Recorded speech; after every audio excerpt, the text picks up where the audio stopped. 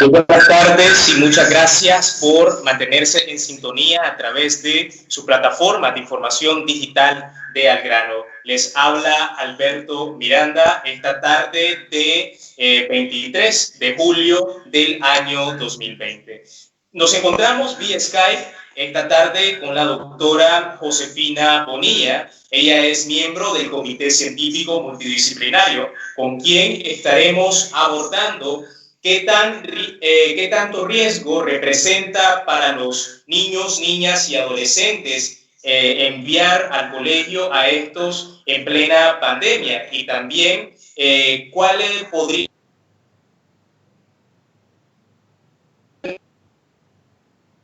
de sus familias.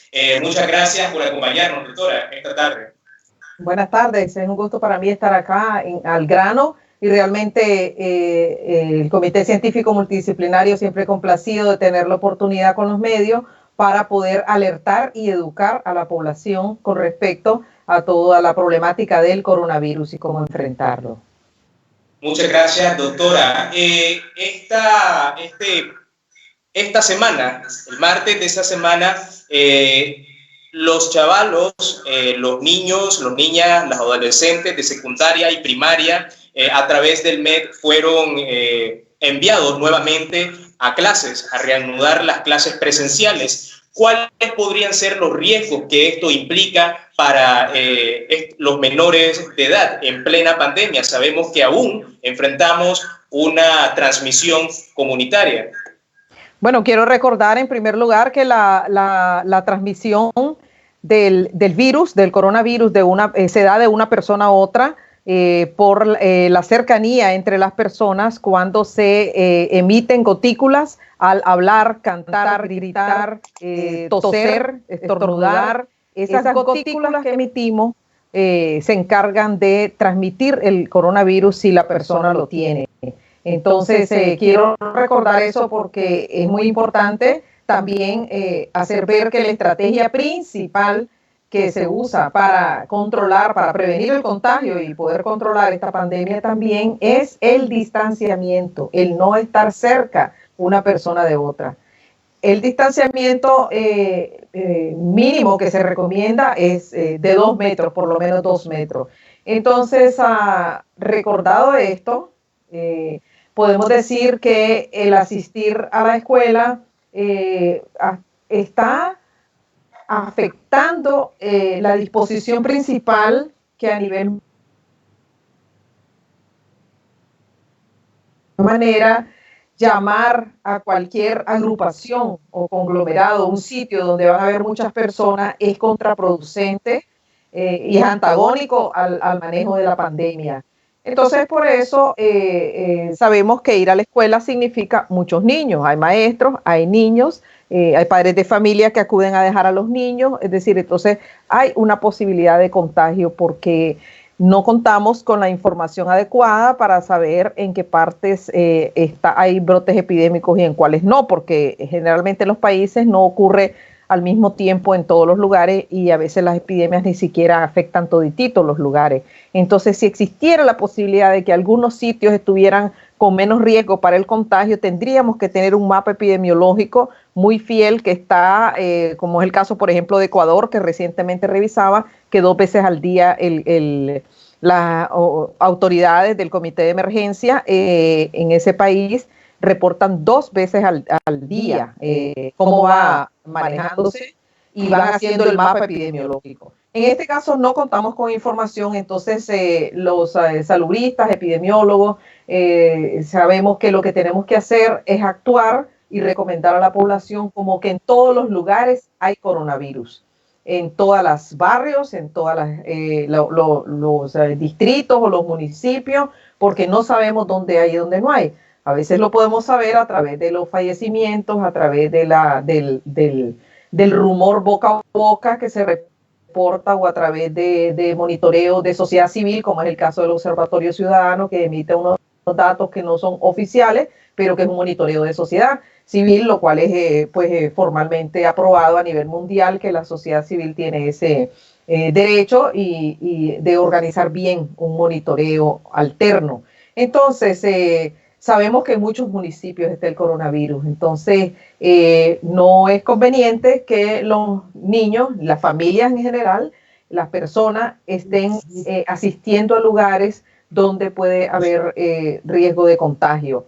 Entonces, en ese sentido, hay muchos realmente, ese es uno de los ejemplos, pues, como hay demasiadas personas en una escuela, es uno de los ejemplos donde no se debe ir. Por eso podemos ver por otro lado que la Iglesia Católica ha dado una extensión de su orientación a su feligresía o a la población con la que trabaja, a la que atiende, a la que sirve en su vida espiritual, diciéndole es la iglesia doméstica la que vamos a seguir haciendo. Es decir, la iglesia está en el hogar, lo haces virtual, rezas con tu familia, ¿verdad? Pero no acudir a las iglesias porque sería otro sitio donde habría un alto riesgo porque hay muchas personas al mismo tiempo, ¿verdad? Entonces el riesgo es alto o bajo dependiendo de la existencia del virus, pero realmente como no tenemos la información, tenemos que pensar que en toda Nicaragua no deberían estar las escuelas abiertas. Entonces, ¿cuál podría ser las recomendaciones a los padres y madres que pueden mandar a su hijo al colegio o no existen condiciones aún para esto? Bueno, nosotros damos, digamos, una alerta, como decimos, y educamos, y la población tiene sus derechos, ¿verdad? Hay derechos y no hay nada que pueda obligarlo a enviar a su hijo a escuela. Las personas responsables de los niños y de las niñas son sus padres, su padre y su madre, porque son menores de edad. Aunque estén en secundaria, antes de los 18 años, son unos niños, todavía se consideran según Naciones Unidas. Entonces, los padres tienen que reflexionar y tomar sus decisiones. Es decir, es como en todo, ¿verdad? Hay negocios que deberían estar cerrados y no están cerrados, porque las personas dueñas de los negocios deciden estar abiertos. Lugar, una farmacia, que tiene más lógica que una farmacia esté abierta a que un bar esté abierto. Entonces se deja al libre albedrío y a la decisión y al discernimiento de las personas que dirigen las empresas, dirigen las familias, y en este caso que estamos hablando de los niños y de las niñas, a los padres de familia. Nosotros lo que hacemos como comité multidisciplinario, también comité científico, es alertar los riesgos casualmente que decías, porque yo quiero recordar que no solamente es el riesgo del contagio del coronavirus en este momento, que los niños se vayan a la escuela, sino que también es el riesgo al daño en su salud emocional o salud mental, ¿verdad? En su salud emocional, porque los niños pueden tener realmente un temor de ir al colegio, porque los niños saben que está sucediendo algo, saben de un virus, unos saben más, otros menos, a veces no los han orientado bien, pero puede tener miedo. Entonces, al tener miedo y acudir al lugar con ese miedo, puede ser contraproducente para su manejo. Recordemos bien que los niños también, es muy difícil estar, se dice popularmente, atajando niños, es decir, conduciendo a los niños o dirigiendo o facilitándoles que se comporten adecuadamente, porque ¿qué sería adecuadamente en este momento para evitar un contagio? Que no se hagan molote los niños, pero los niños de naturaleza, ellos buscan, es bien natural que los niños buscan la socialización. Cuando están en el recreo, hasta se suben uno encima de otro, se empujan, juegan pelota, entonces sus juegos son bien físicos en el recreo, ¿verdad? Entonces es bien difícil estarles diciendo, no se amontonen, acuérdense que tienen que andar separados, y todas esas órdenes u orientaciones que podrían dar los padres de familia, que no los está, que les lastima, pues, en el sentido de que ya no puedo hacer nada ahora. Entonces los ponemos en un ambiente que es un desafío emocional también. Entonces no solamente es el contagio del coronavirus, ¿verdad? Recordemos que muchas escuelas en este país no tienen agua potable, no tienen agua corriendo, agua que corra, ¿verdad? En tubería, muchas horas al día. Existen todavía, hemos avanzado mucho en el país en ir aumentando el número de escuelas con acceso a tubería, y hay escuelas donde ya hay tubería, hay grifos, hay lavamanos, pero no hay agua, porque la problemática del agua en el país es sumamente seria. Entonces, ¿cómo vamos a tener niños en la escuela con una necesidad doble, triple o 4 veces, las veces que sea, de necesidad de lavarse con frecuencia las manos por el riesgo del coronavirus si no hay agua. Si llevamos una botellita de agua, diga. Viendo todas estas problemáticas que se enfrentan a diario en los colegios públicos, en los colegios estatales del país, ¿ve usted conveniente que el Ministerio de Educación reaperture las clases en plena pandemia?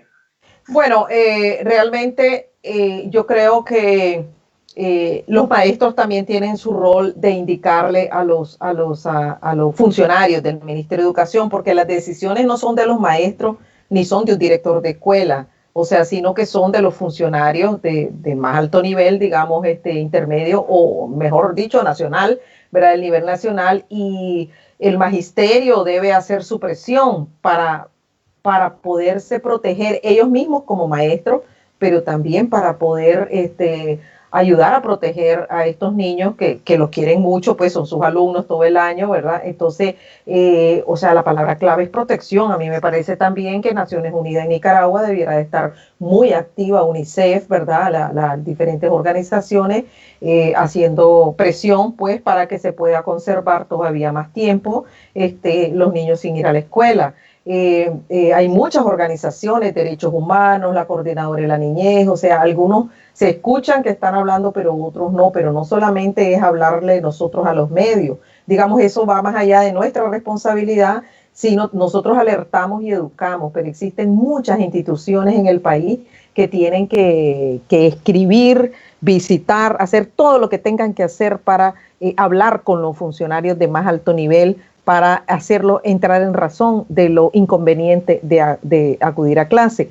Pero si eso no se mueve, si la decisión política no se mueve, los hogares tienen su decisión. Entonces puede ser que lleguen 3 niños a un aula. Bueno, esos 3 niños pues ya no tienen tanto riesgo, ¿verdad? La decisión es de los padres.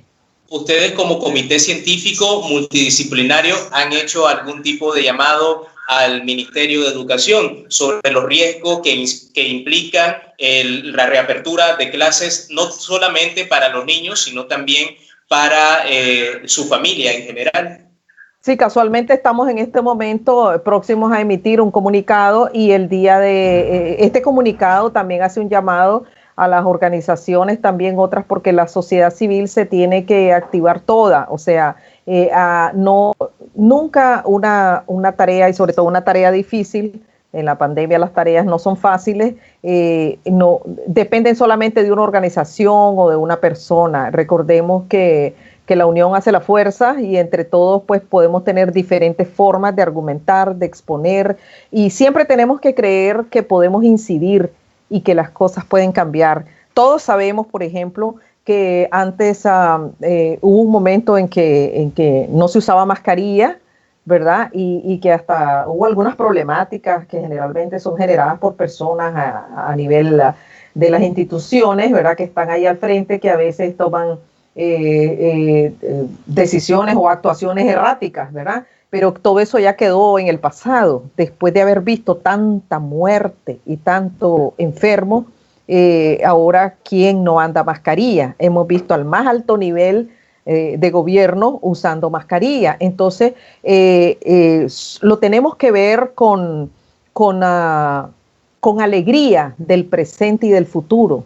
El pasado ya quedó con sus tristezas y con los aciertos que hayamos podido tener en la misma pandemia, pero ya sabemos que andar sin mascarilla en la calle es un comportamiento inapropiado a estas alturas. Entonces no es porque el banco me obliga a entrar en mascarilla, sino porque somos conscientes, y nuestros líderes, quienes sean religiosos, nuestros maestros, todos no pueden soltarse la mascarilla cuando la tienen. Entonces la pandemia sigue porque dura no sabemos cuánto tiempo, ¿verdad? Es una pandemia muy dura, muy fuerte, o sea, no la habíamos vivido en las generaciones que estamos vivos ahorita, no habíamos vivido algo similar, y vamos aprendiendo, y hay cosas que las hicimos muy tarde, y nunca sabemos pues si pronto las escuelas van a volver a estar cerradas.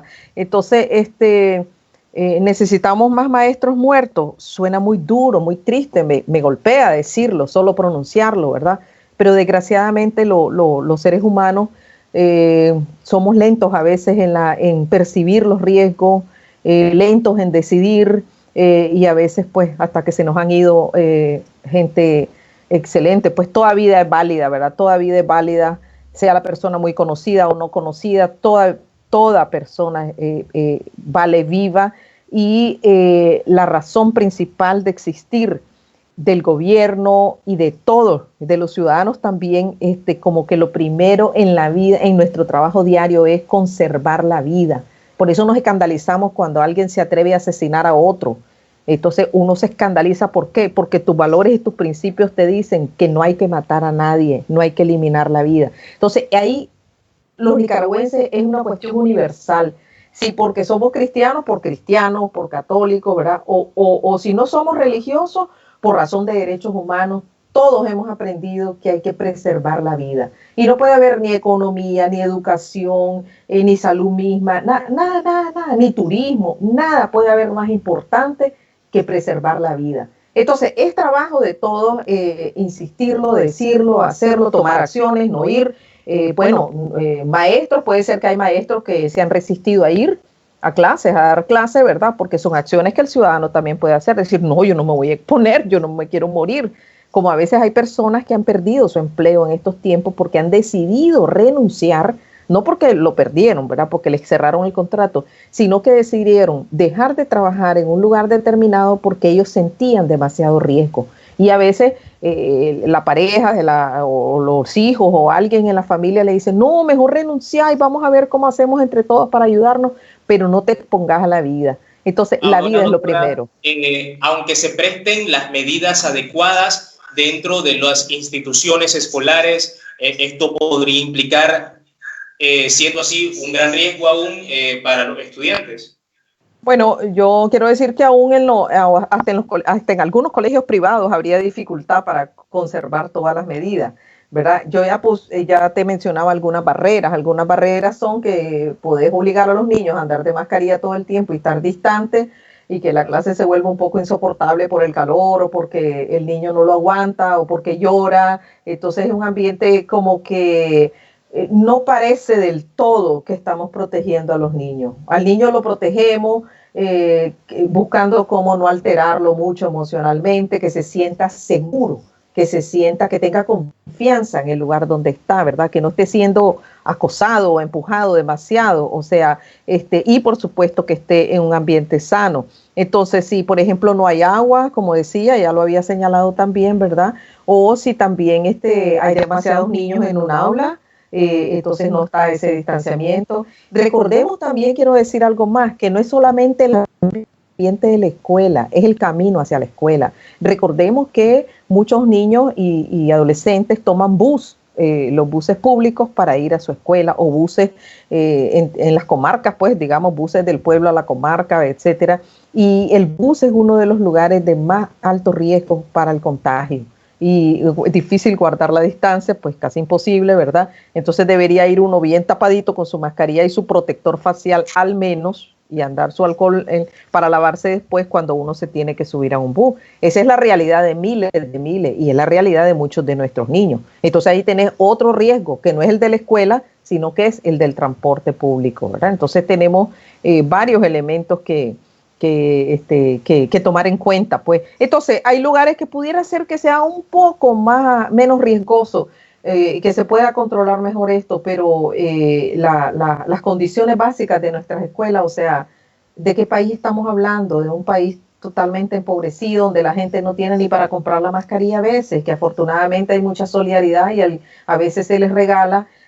Si ustedes se fijan, casi no hay mascarillas para niños, porque todavía no hemos llegado a la conciencia, quienes están produciendo mascarillas o los padres de familia, que el niño necesita una mascarilla de su tamaño, ¿verdad? Y les ponemos las de adulto y les damos vuelta varias veces al elástico, etcétera.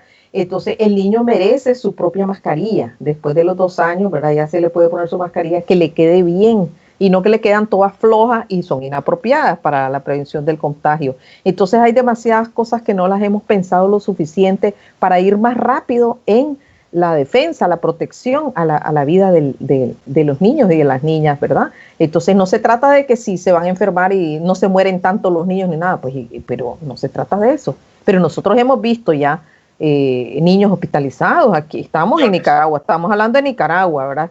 Hemos tenido casos, o sea, en el mismo comité científico nosotros tenemos pediatras y los pediatras están atendiendo pacientes con casos. Ahora, ¿verdad? ¿cuál podría ser su recomendación a los padres que también se preocupan? Esto también es una carga psicológica. Al final, el Ministerio de Educación hace una especie de presión en las familias para que manden a los niños y niñas y adolescentes a clases con suspenderles las matrículas. ¿Cuál podría ser su recomendación ante esta difícil situación? Bueno, cuando yo doy consejería, yo siempre le pregunto a una persona muy angustiada, ¿qué es lo más, digamos, si alguien está angustiado porque cree que va a perder el trabajo, digamos ese escenario, entonces le digo yo, bueno, o porque cometió un error en el trabajo y no lo quiere decir a su jefe porque le da miedo que lo corran. Entonces, bueno, ¿qué es lo más grave que te puede pasar? ¿Te pueden echar preso por esto? ¿Te pueden matar? ¿Te pueden echar preso? ¿Te pueden quitar el derecho a que vaya a la educación? Pues te vas a otra escuela, porque el derecho es el derecho y el derecho a la educación es un derecho humano, ¿verdad? Entonces, ¿que vas a perder el año? Bueno, a veces has perdido el año porque no estudió mucho y repitió. A veces has perdido el año por una enfermedad. Entonces digo, bueno, puede haber una razón más poderosa para perder un año que esta. O puede haber, yo recuerdo cuando yo viví el terremoto del año 72, que las clases empezaron bien tarde por el terremoto en Managua, ¿verdad? No recuerdo del todo, pero fue casi un año, no recuerdo cuánto que nos atrasamos, pues. Y a veces en los años 80, por los cortes de café, por la cruzada de alfabetización, es decir, se postergaba 6 meses, a veces el año académico. Entonces, creo que estamos frente a una poderosa razón por la cual yo tengo una nieta, ¿verdad? Yo pues nunca diría mándenla a la escuela. Por dicha, pues mi hijo y su esposa son muy conscientes de eso y no lo hacen, ¿verdad? Pero uno tiene que pensar qué es lo que voy a perder con esto, qué voy a ganar llevando a mi niño a la escuela. Y es tu libertad, tu independencia de ser humano, pero sobre todo tu responsabilidad. O sea, los padres y las madres son los encargados de los niños. O sea, los vas a tirar a los leones, pues a los niños, los vas a llevar a juegos muy peligrosos, mecánicos en un parque. O sea, es tu responsabilidad cuidarlos, cuidar la vida. Entonces tiene que pensar todo. Entonces, como vivimos con mucho miedo y mucha angustia, a veces no pensamos bien todo, pero siempre me gusta decir que voy a hacer, usemos las 3P. Pensamos, planeamos y después practicamos. Entonces, bueno, lo voy a dejar en mi casa y cómo voy a hacer para entretener a este muchacho aquí, ¿verdad? Todo estas horas que va a estar aquí. Bueno, hasta en el comité científico, ahora en el programa que tenemos en televisión, estamos presentando videos, ¿verdad? En internet también, de consejos para los padres de familia de cómo seguir educando a tus niños en casa, ¿verdad? Entonces, tenemos a la doctora Melba Castillo, una doctora en educación que está al frente de esa parte. Entonces, dar opciones, porque también los padres de familia necesitan ayuda y asesoría para poder conducir a sus niños desde la casa. Pero de todas maneras, la primera tarea es salvarle la vida, cuidarle su salud, ¿verdad? Y por supuesto seguir educando, porque la educación es continua. Aún en las vacaciones, pues siempre hay algo que estamos haciendo para que los niños sigan aprendiendo. Para finalizar, doctora, ¿cuáles son los principales focos de contagio y cuál es el llamado que le hace ya no a las autoridades superiores del Ministerio de Educación, sino a los profesores y profesoras que se encuentran y que son responsables también de la educación y de la salud de los niños, niñas y los menores que se encuentran en las clases y asimismo de sus familiares?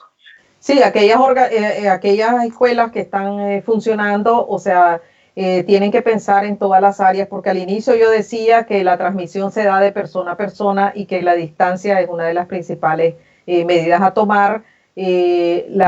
También el uso de la mascarilla, de la careta facial en la medida de lo posible, hasta se hacen de botellas de botellas plásticas, ahí sale en YouTube cómo hacerlas, o sea, no es porque no tengamos dinero, porque a veces la mascarilla hasta se pueden hacer en la escuela, se pueden hacer con ropa vieja, pues, o camisetas que tenemos en exceso y decimos, voy a romper esta camiseta y voy a hacer mis mascarillas, ¿verdad? Porque tenés que prevenir. Recordar que también las superficies que no se limpian y desinfectan rutinariamente varias veces durante el tiempo de escuela, puede también ser un foco de contagio al estar depositado ahí, digamos, el virus por varias horas.